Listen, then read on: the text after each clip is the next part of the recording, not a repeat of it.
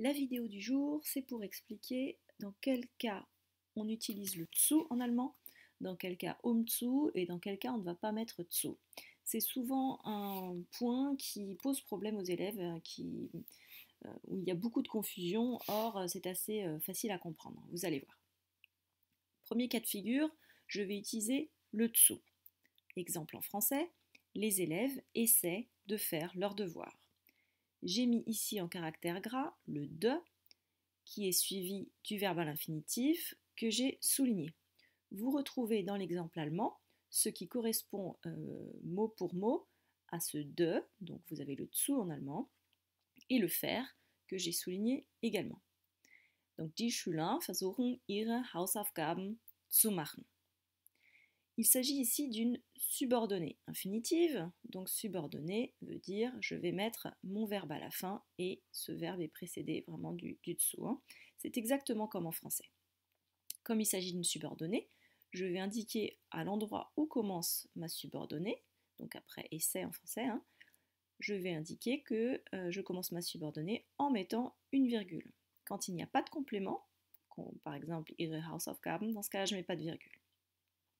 La règle est donc que quand vous avez, enfin c'est pas vraiment une règle, c'est une petite recette de cuisine à retenir, que quand vous avez de ou a devant un infinitif en français, vous aurez en allemand le dessous suivi de son infinitif, et donc tout ça ira à la fin de la proposition en allemand. Deuxième cas de figure, le umzu. Je pars toujours d'un exemple français, il fait cela pour t'aider. On voit ici le pour qui veut dire en allemand, enfin plutôt qui signifie le umzu allemand. C'est l'expression du but, donc le pour ou afin de. Je donne souvent cette formule-là, afin de, ça permet de calquer donc sur la même structure en deux parties allemandes, zu, donc correspondrait à afin et le de à zu, comme dans l'exemple du dessus. Donc tut es, dir zu helfen. Comment cela se passe-t-il?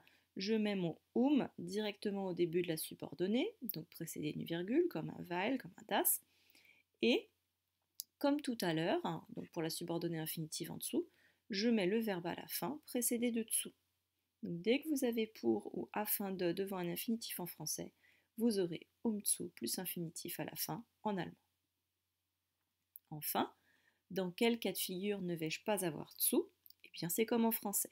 C'est pratique, vous pouvez vraiment vous appuyer sur le français pour savoir quand les utiliser. Donc les verbes de perception, donc c'est entendre, voir, sentir, ou les verbes de modalité, donc pouvoir, devoir, etc. Donc chaque fois que ces verbes-là sont complétés par un autre verbe à l'infinitif, vous n'aurez pas de sous. Exemple, il l'entend venir. Je conjugue ce premier verbe qui est un verbe de perception ici, je le complète par un verbe à l'infinitif, venir. Hört in kommen. Pas de dessous ici. Je n'ai pas de ou de a en français devant l'infinitif. Elle peut partir. Sie darf, sie kann gehen. Pareil, pas de dessous ici. Alors cette règle a ses limites. Vous avez quelques cas de figure où en français, je pense à espérer par exemple, il espère venir. Il faudra passer par une tournure du type il a l'espoir de venir, puisque hoffen sera complété comme dessous. Donc voilà, vous pouvez vous pouvez vraiment vous appuyer sur cette règle-là, des verbes de perception, des verbes de modalité. Voilà, j'espère que vous avez moins de problèmes maintenant pour comprendre et je vous propose de faire les exercices situés en dessous.